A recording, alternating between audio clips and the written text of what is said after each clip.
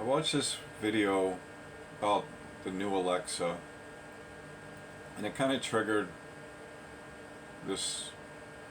I don't know. I was kind of excited about it because it'll make it so that I can see where it can go and what they're already doing, want to do with it. And like when a child walks into a room where teens or teenagers watching something that is just not healthy for them, it can pause the TV. Um,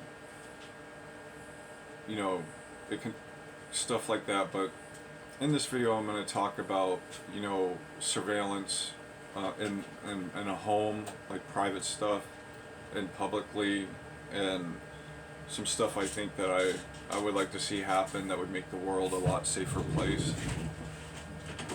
Come on, buddy. Come on, get in here. Come on if you want to get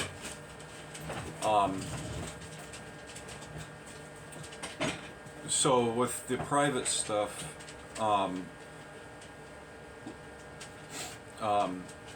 you'd be able to monitor children for self-harm comments or comments that lead to situations like that or unhealthy thought processes, and acts of violence.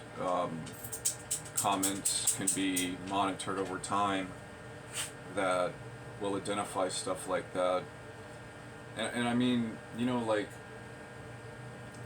there's lots of people in the world who sell lots of products, and everybody uses gas, and everybody has different opinions about that, but everybody buys gas from someone, and they don't know who they are, they don't know what they're doing. So like when I see the new Alexa and what they're showing, and I think of the other things that they can add to it to make the home environment safer for everybody, especially with content in the family environment between amongst everybody.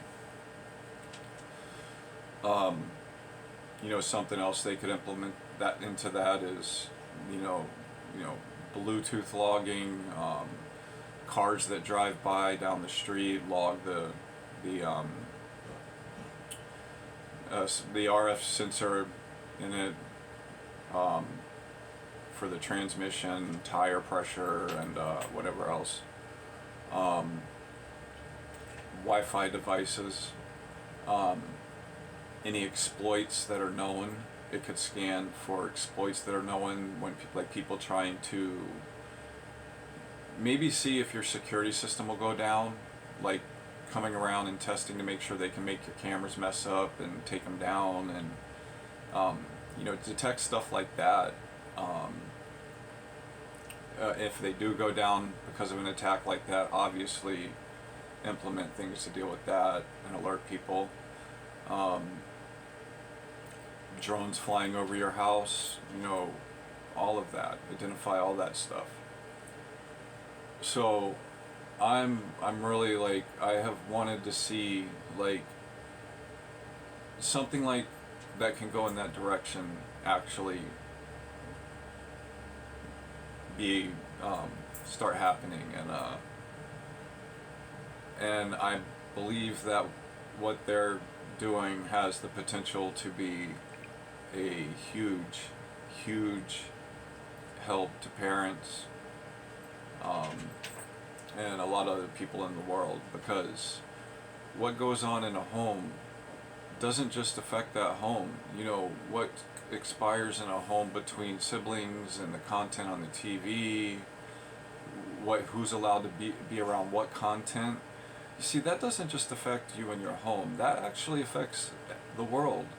They're going to go leave that home with what they're trained on in that environment, what's they're allowed to be exposed to, what the parent may not know of. Maybe things the parent are doing, the AI can tell them, hey, you might want to try and do this a different way or whatever. I'm just saying it has a huge amount of potential with the large language models, and looking for patterns and identifying unproductive, unhealthy comments and behavior that lead to bigger problems, and it kind of all runs on one thing, one place, and so it's fairly efficient. I mean, you start putting devices in everyone's house, and you start using a lot more power, and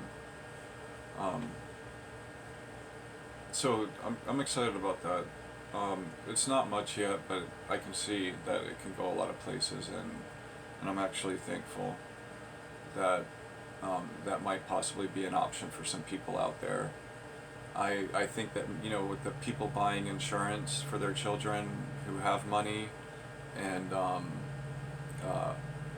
people who don't, it's another situation. But like maybe insurance companies, people who, I mean, it obviously wouldn't start with people who can't afford anything, but like maybe insurance companies could start offering that, for family plans and stuff, if it was something that might be needed.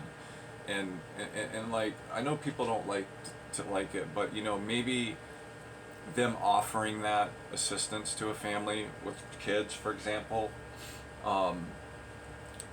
instead of them maybe charging for it, they could just utilize the data, and that would be enough for them in that scenario under the insurance plan without paying anything, because data is essentially priceless.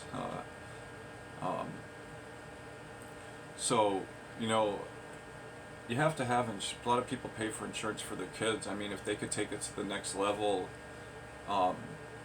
in the training while they're being raised in an environment that offers assistance in behavior modification for everyone in the family, I think it would be a good thing.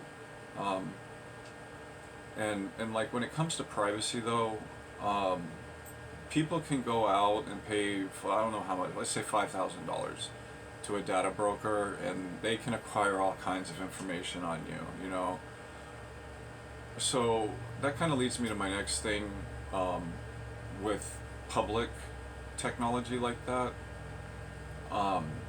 You see, like, my understanding is law enforcement has to pay for data, and Trump is saying that he wants to sign something that gives away $500 billion for AI infrastructure. And you see, like, I am I'm totally for that. I would love to see $500 billion spent on that. I think the government should, whoever gets that money, should make a contract where, as use for time of use and future time of use needs for, like, county, city, FBI, and whatever, and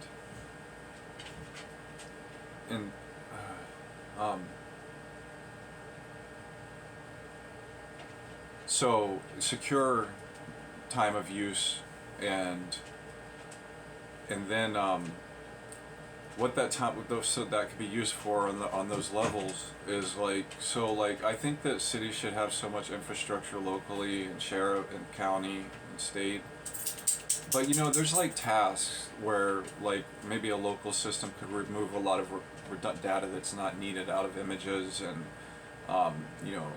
as an example, like, basically remove all of an object that's moving every piece of information except basically a dot representing the movement and maybe the size of the structure or the object, and then take that data after you remove all that, and just find, make those data points between all the cameras, figuratively speaking, and stitched together, so they make sense to each other as far as the system goes, and take that data and upload it periodically, to the systems that this funding that Trump wants to do for the $5 billion, and it just sits there, and it collects the data, and they can modify the algorithms for what it looks for that they find useful in the future on one system between the city, county, state, and it can take, like, basically monitor for drug trafficking, drug distribution, um, over large vast amounts of time. And I think, like, offloading some resources like that to other systems, bigger systems that higher capacity systems, and offloading some of the cost onto the actual local level would be useful. I mean, I don't know. I just think that like, distributing certain types of loads in these systems that identify stuff like that, or whatever it does, would be useful. I mean, honestly, eventually I would like to see a system where, as the sun moves around the planet, or the Earth spins, and where the sun is, we have solar panels in the ocean, and we have processing plants in the ocean data centers in the ocean that utilize 100%, sun for, like, but anyways, but the same thing with those systems, like I said about the private systems, Bluetooth logging, the RF sensors in vehicles, tire pressure units, transmission, Wi-Fi devices that pass through intersections in cities, and they could probably, like, being that most of the time they could put poles, to basically give 2.4 gigahertz vision, put a couple antennas in an intersection or an area to basically a video overlay of a video of a city camera to see what device is in whose pocket, like who's got what device with the fingerprint, the Bluetooth MAC address, the Wi-Fi address, or whatever. I understand they change, but, like, come on, really, like, do they really change? Is it not stored somewhere as another number? But, so stuff like that, and I don't think that we need to be spending lots of money deploying a few sensors here and there over time. I think that they need to plan ahead when it comes to government infrastructure for the public's commonwealth or wealth, common well-being.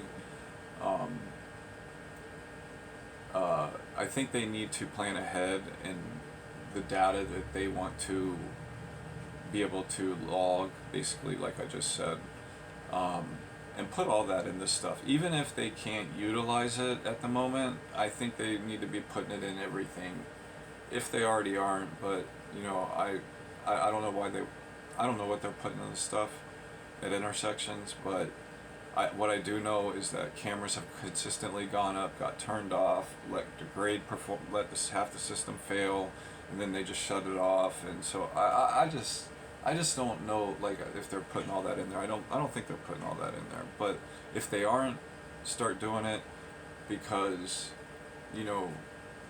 pretty soon the infrastructure will be there to utilize that data to do a lot of stuff. I mean, when people talk about drugs, so I take a Racetam, and it helps me a lot. It's legal. I can legally buy it. I can legally take it, and my doctor knows I'm taking it. What I'm trying to say is I can get that Racetam, and what I'm saying, if it's not legal and people are distributing it, it's going to end. It's going to end. Not to mention putting RFIDs and stuff everywhere. I mean, like I think that it should get to the point where they have RFIDs in everything. Like, there isn't a thing without an RFID in it. And if people want to start bartering with food because they can't do it with other stuff and try and get money that way or whatever, then I think they should start putting RFID tags in our food that we pass through. If people are going to try and use it to sell drugs or whatever, dude. Put off our RFIDs in it. Nope. Pass right through your body. Like, seriously. So, basically we have the potential to at this point, not just the potential, but new Alexa says they're going to be doing what they're doing, and I can see clearly where that can go. And the public monitoring, it's anybody can go. When it comes to privacy, anybody can go and pay money and get your data, what you've been doing online, where where you've been, where you drive, and so, like, when you want to talk about privacy, people gave up their privacy when they freaking clicked agree on their phone. It's the way it is. It's just reality. I mean, like, so I'll put it this way: if you wanted to say 100% of your privacy was gone, I'm gonna put it this way: 1,000% of your privacy is gone. Just because you have a phone in your house or whatever.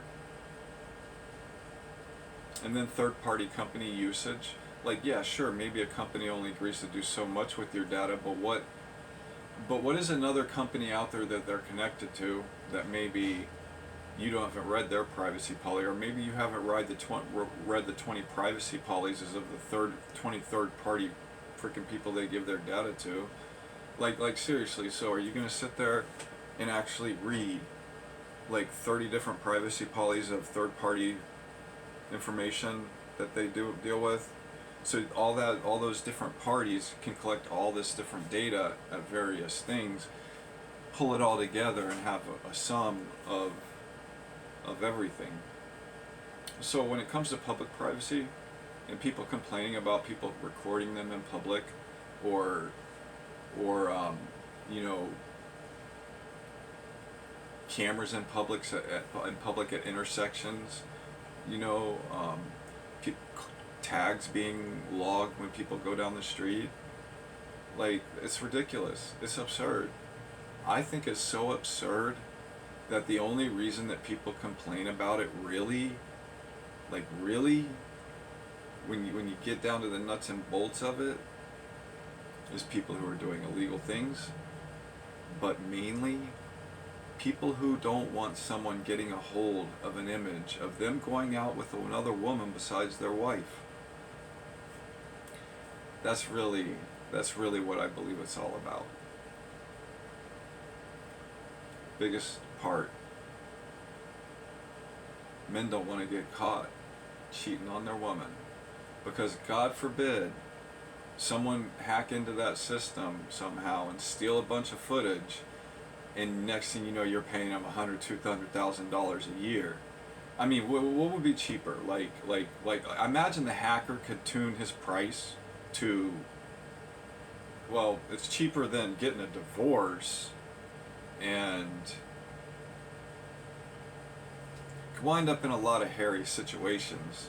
At minimum, you end up paying a hacker so much money every month or something, or you end up getting divorced and losing half your shit.